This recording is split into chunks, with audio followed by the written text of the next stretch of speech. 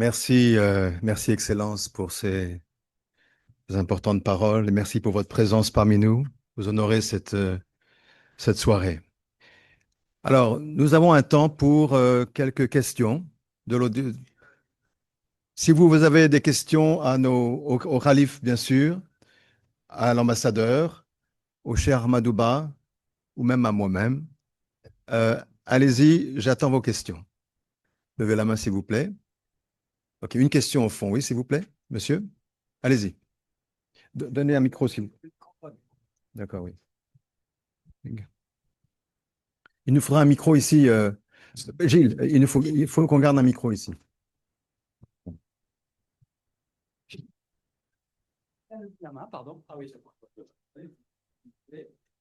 Depuis très longtemps, je me suis intéressé à un sujet particulier en matière de société et de politique, à ce que j'appelle le marché des idées.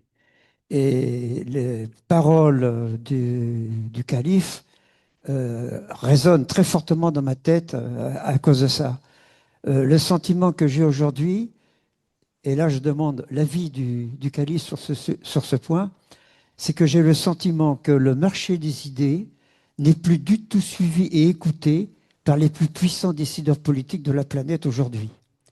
Et à chaque fois dans l'histoire que des dirigeants n'ont pas tenu compte des informations venant du marché des idées, on a eu des catastrophes. Ce que j'appelle le marché des idées, c'est un ensemble de groupes humains, de personnalités, d'entreprises, de congrégations, d'autres sociétés ou associations qui proposent des idées de politique aux décideurs politiques. C'est comme ça que je le conçois. Je demande donc l'avis du calife sur ce point.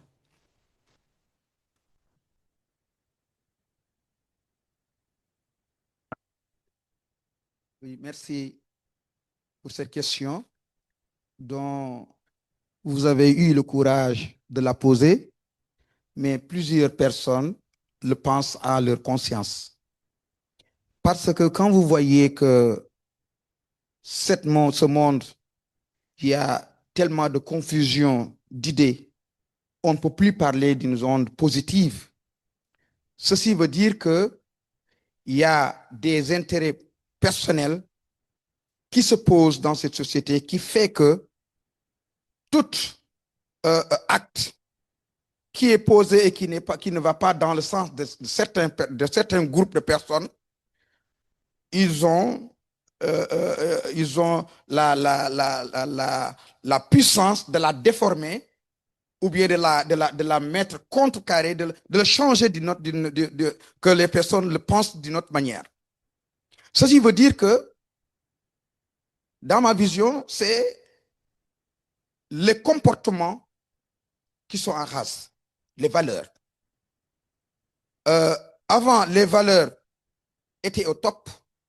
Les enseignements qu'on avait à nos prophètes, à nos guides spirituels, à nos parents, aujourd'hui, ces enseignements-là n'ont plus de valeur devant tout le monde, devant certaines personnes, bien sûr. Pourquoi? Parce qu'il y a cette fléau de réseaux sociaux qui est là, qui enrage, qui travaille jour et nuit dans nos consciences sans autant le savoir. Aujourd'hui, même si tu ne veux pas voir, tu ouvres ton téléphone, il y a une tentation de découvrir qui te force à voir ou à écouter ce que tu ne veux pas écouter. À force d'écouter un petit peu, de refuser, à force, au fur et à mesure, ça te plaît, ça te guette, et en fonction, tu tombes dans le piège. C'est pour cela que toute personne consciente doit prendre son bâton de pèlerin. Il n'y a pas que moi. Toute personne qui est ici dans la salle doit commencer maintenant à travailler son entourage pour que cette conscience, ces valeurs reviennent. Quand on voit les parents plus proches, papa et maman, est dans une seule maison, il n'y a plus de communication. Tu préfères communiquer à quelqu'un qui est aux États-Unis que quelqu'un qui est à côté de toi. Et parfois, dans une même maison, on communique par téléphone. Tu es dans l'autre salle, l'autre il est dans le salon, tu préfères communiquer par téléphone. Donc, c'est un virus qui prend la conscience de tout le monde. Avant, les parents communiquaient avec les enfants. Il y a un legs que les parents doivent laisser à leurs enfants. Aujourd'hui, ça n'existe plus. Les enfants deviennent encombrants. Les parents deviennent feignants de l'éducation qu'ils doivent donner à leurs enfants. Ils veulent dormir tranquille, ils veulent rester tranquille, ils veulent regarder la télé. Allez-y, prenez vos téléphones, allez-y, vous jouez. Et c'est ce jeu-là qui transforme la conscience et qui donne d'autres idées de valeur dans cette conscience. Donc, de la façon dont vous l'avez posée, moi, je la pose aussi de cette façon-là. Donc, il est important que tout le monde s'y mette et faire un stop de cette fléau de réseaux sociaux ou de mauvaise conscience pour que ce monde aille dans le bon sens. Je ne sais pas si j'ai bien répondu à votre question. Merci. Merci beaucoup, Khalif. Très bien. Oui, monsieur. Après, madame, après. D'abord, d'accord. Excusez-moi. Hein. Bonsoir. Je voudrais, comme Son Excellence, vous remercier tous et le Khalif en particulier pour le déplacement. Alors, moi, je voulais dire que la diplomatie, quand vous lisez la Charte des Nations Unies, les penseurs, ces juristes qui ont conçu la Charte, ils se sont beaucoup appuyés sur la spiritualité pour écrire la Charte. Parce que ils ont su que c'est la spiritualité qu'on peut avoir, l'amour qui va souder les populations, les communautés pour éviter les hostilités de guerre. Et deux mots dans la charte, en déclaration, nous prouvent cela. Il dit, nous, peuple, pour la fraternité et la solidarité. Voici deux choses qu'on ne peut avoir nulle part que dans l'esprit de spiritualité, plus que la morale et l'éthique, quoi. C'est purement des mots qui viennent de la Bible, du Coran, des Écritures révélées. Alors, donc, c'est pour dire que la diplomatie classique émane, n'est-ce pas, des textes révélés. Et sa réussite future passera forcément par ça, parce que les hommes politiques ont échoué à éviter, comme on l'a dit, la Première Guerre mondiale. On a créé la SDN pour éviter la deuxième, mais on est retombé dans la deuxième. Alors, voyez-vous, encore, il y a quelque chose qui se dessine, que Dieu nous en préserve de la suite. Alors, donc, je voulais aussi dire que la diplomatie classique semble être comme la médecine générale. Hein. Il n'y avait que de médecins généralistes. Mais au fil des années de la perfection intellectuelle, on a vu des spécialisations, cardiologues, tout ça là. Donc c'est ça. Et actuellement, la diplomatie a donné de nouvelles branches, comme la diplomatie religieuse ou spirituelle, la diplomatie hydrique, la diplomatie des eaux qui traversent les territoires, la diplomatie écologique, telle que la problématique de l'environnement, la diplomatie académique, c'est la diplomatie entre les intellectuels, les chercheurs, la diplomatie culturelle, la diplomatie économique et l'intercommunalité ou la diplomatie entre les communes. Donc tout ça, c'est nouveau dans l'évolution, n'est-ce pas, de l'administration de la diplomatie. Mais la diplomatie réellement sur laquelle on compte beaucoup, comme vous l'avez dit, dans le marché des idées, c'est la diplomatie spirituelle.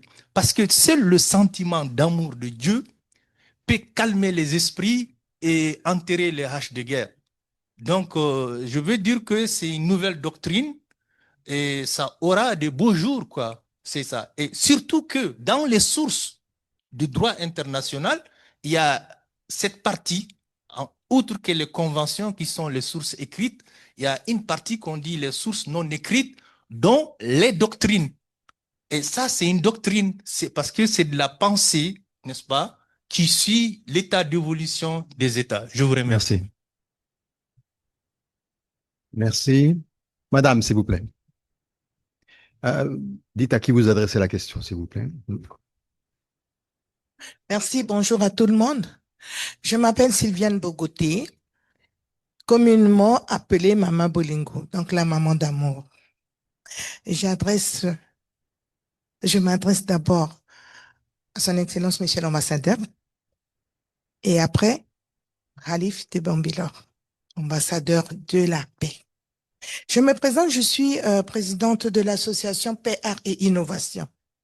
Je viens d'un pays là où les diplomates du monde, les diplomates du monde ont rempli mon pays. Ils ont envahi mon pays. Mais il me manque la paix. Posez-moi cette question, c'est quel pays ça? Les diplomates au monde sont dans mon pays des années, mais j'ai pas la paix. Et c'est ma deuxième fois de rentrer ici à l'espace Barreau. Je pense que la première devait être en 2015, 2014, 2015 comme ça. On avait fait une conférence ici. Dans mon pays, j'ai l'armée du monde. Waouh, c'est super. L'armée du monde. Mais on n'a pas la paix. On n'a pas la sécurité. Est-ce que vous pouvez me comprendre? Est-ce que vous pouvez m'aider? Vous me voyez comme, ah, je n'ai pas donné, mais vous avez compris. Je suis au cœur du continent africain. Je suis le cœur de l'Afrique, mais je souffre parce que dans mon pays, ça ne va pas. La religion, on a toutes les religions au monde, mais malheureusement, les religieux n'ont pas leur place dans ce pays. Les gens au costume, les hommes en costume comme l'ambassadeur, ils sont beaucoup, ils ont pris le devant et que eux qui gèrent ce pays, c'est eux qu'on peut les attendre, qu'on peut les écouter. C'est leur mot qui prime. Alors, je vous demande, mes frères et sœurs, je suis une mère, la mère de Centrafrique, je pleure, je veux votre aide. Venez aux cheveux de la République centrafricaine malade depuis des décennies en décennies, ça finit pas. Je vous remercie. Merci, merci, Mama Bolingo. Bien, nous avons... non, oui, oui, voilà là-bas. Allez-y. Bonjour. Vous n'avez pas répondu, vous attendiez une réponse peut-être de... Vous voulez répondre? Une contribution, hein? D'accord. D'accord. D'accord.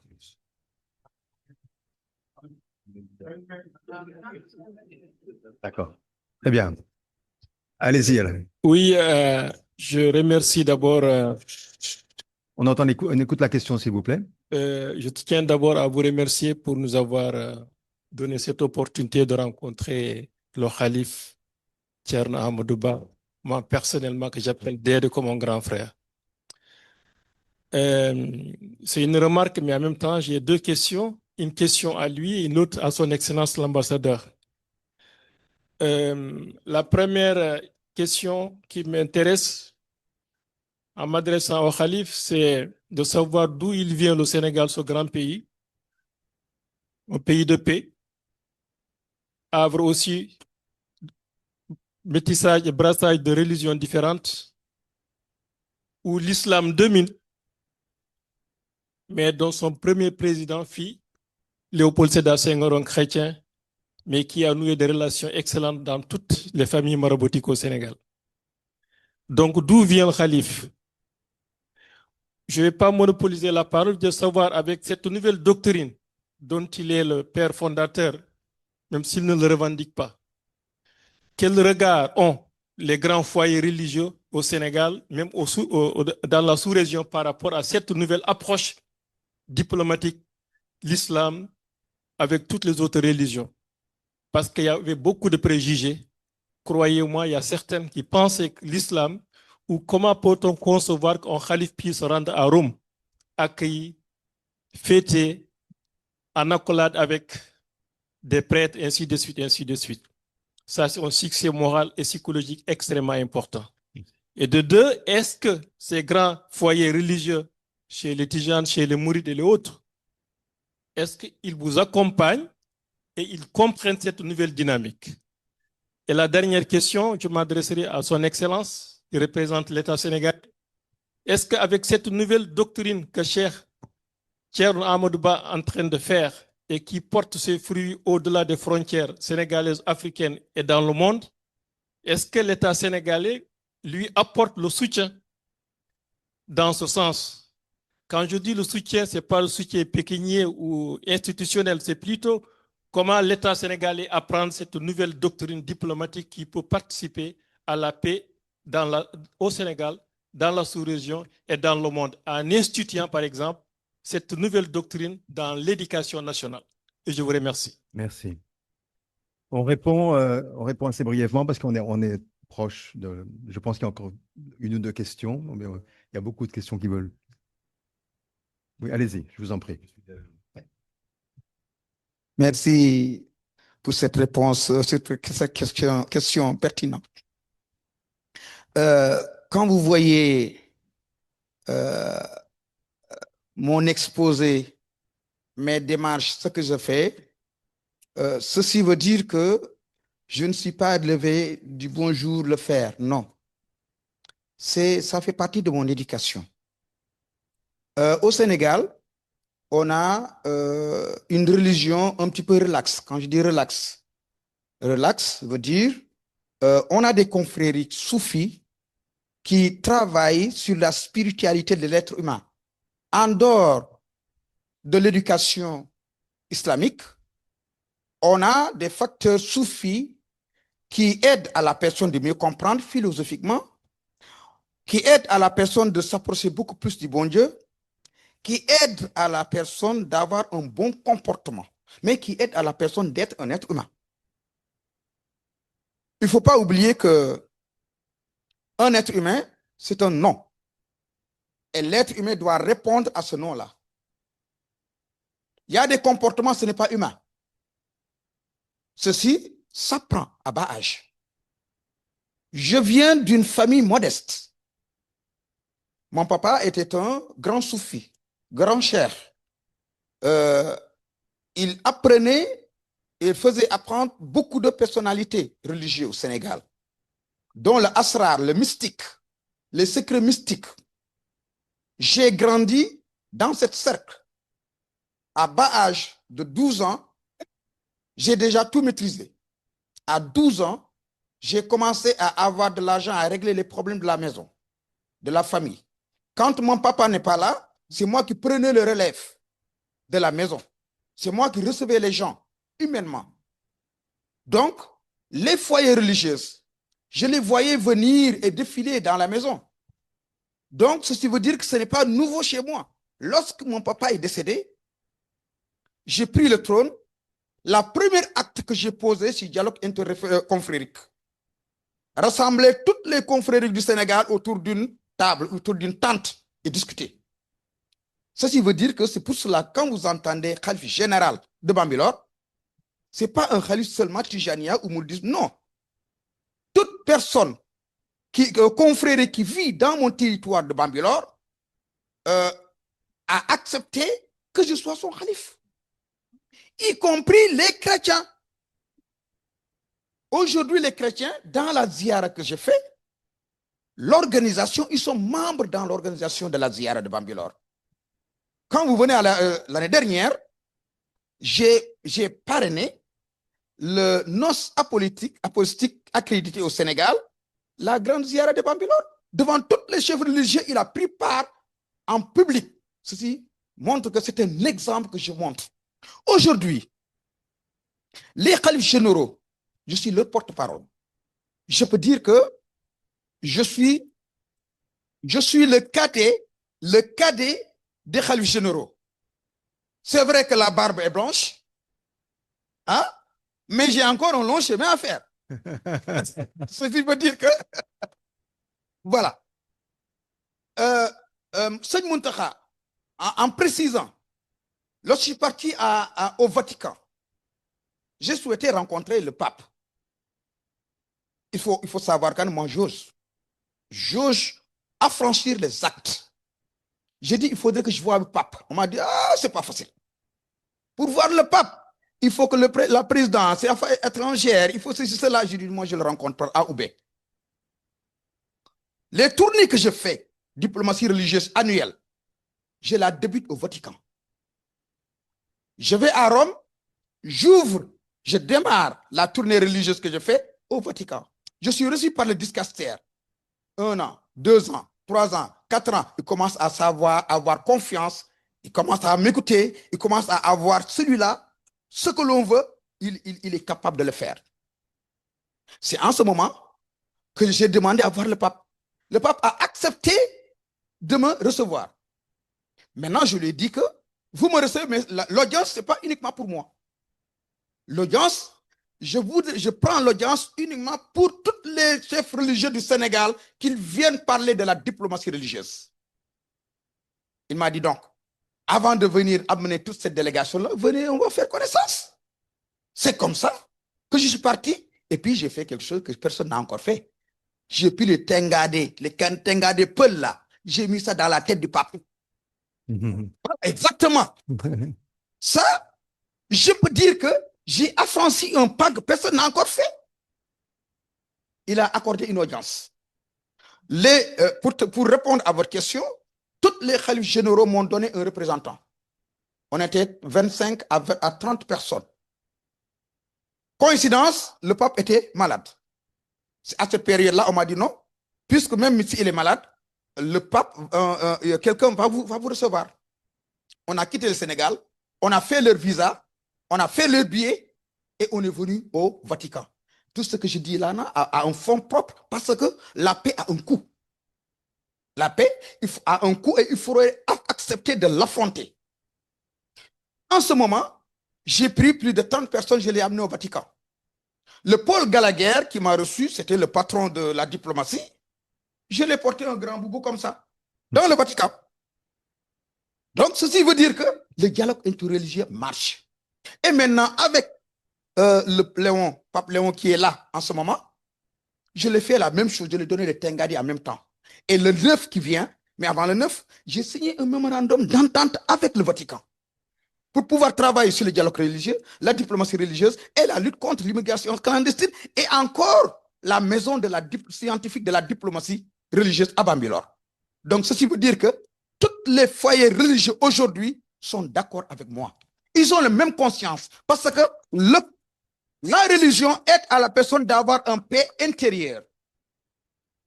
La religion aide la personne à avoir une paix intérieure. Celui qui a le bon Dieu en soi, il n'a pas de tension. Le cœur a une seule place. Le cœur d'un être humain a une seule place. Il a un concurrent comme tout le monde a des concurrents. C'est qui le concurrent? Satan. Quand le bon Dieu sort un petit peu dans le cœur, c'est le Satan qui se loge dans le cœur. Et quand il se loge dans le cœur, il prend la chose la plus précieuse de l'être humain, c'est la conscience qui lui permet de réfléchir. Il la détourne. Et en ce moment, tes oreilles, ta vision, tes gens, tout est monopolisé par ce Satan. Tout devient Satan. En fin de compte, ton corps, tout devient Satan. Donc, en ce moment, la foi n'est plus là. Quand on parle de spiritualité, c'est dans ce sens. Il faut éviter que toutes sortes de chagrins de Satan se logent dans votre conscience. Et puis, refaire les consciences pour que ça puisse être très bien. Je vous remercie beaucoup. Merci beaucoup. Oui, pour ajouter quelque chose, parce que en fait, la conférence est la conférence du Khalif, pas la mienne. Et je pense que ceux qui sont venus cet après-midi sont venus plus pour écouter le Khalif que moi-même. Mais pour répondre à votre question, il faut dire que ma simple présence à ses côtés suffit pour démontrer que l'État, à travers ses démembrements à l'extérieur, est à côté de lui. Et, et je pense, je ne suis pas le seul à le faire. D'autres collègues ambassadeurs, celui qui est à Vatican, celui qui est à Rome, il connaît pratiquement tous les ambassadeurs du réseau diplomatique. Il faut reconnaître qu'il y a certainement des efforts à faire pour davantage fluidifier les relations entre et peut-être son ONG, les activités qu'il mène à l'extérieur.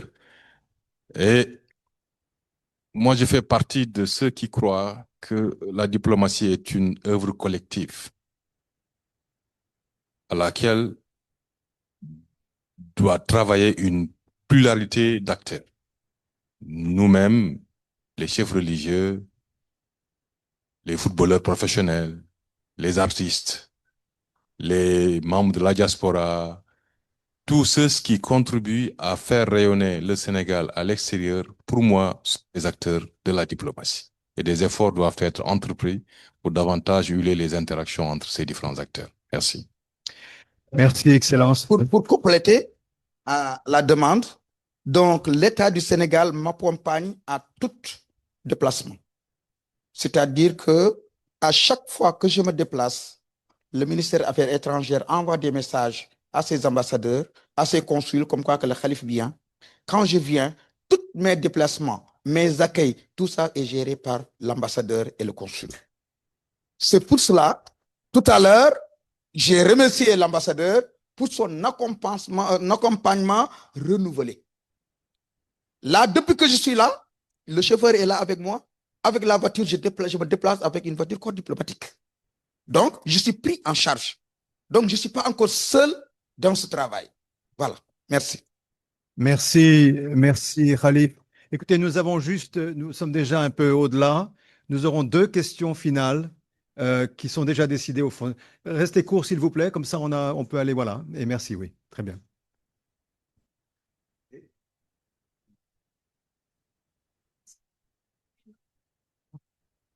Bonjour. Donc, une question pour le calife. On s'est croisé au Vatican avec le cardinal Kouvakad la semaine dernière. J'étais juste à côté. Alors, on sait que la diplomatie en ce moment change et on a une diplomatie systématique. Donc, on peut pas, systémique, pardon, on peut pas parler de diplomatie générale maintenant. On voit surtout avec les derniers conflits. Vous avez parlé de diplomatie spirituelle, mais faites-vous une différence entre la diplomatie spirituelle et la diplomatie religieuse? Parce que on voit que ça m'arrive de me promener quelquefois sur les champs de bataille et on voit que 80% des conflits sont des conflits causés par la religion. Donc, qu'est-ce que vous faites comme différence entre la diplomatie spirituelle qui peut être faite par des athées et la définition religieuse par les religieux? Merci. Merci pour cette question. Alors, les deux diplomaties se touchent. Mais celui de la spiritualité joue dans la conscience de la personne, dans la purification et le concept de l'être humain.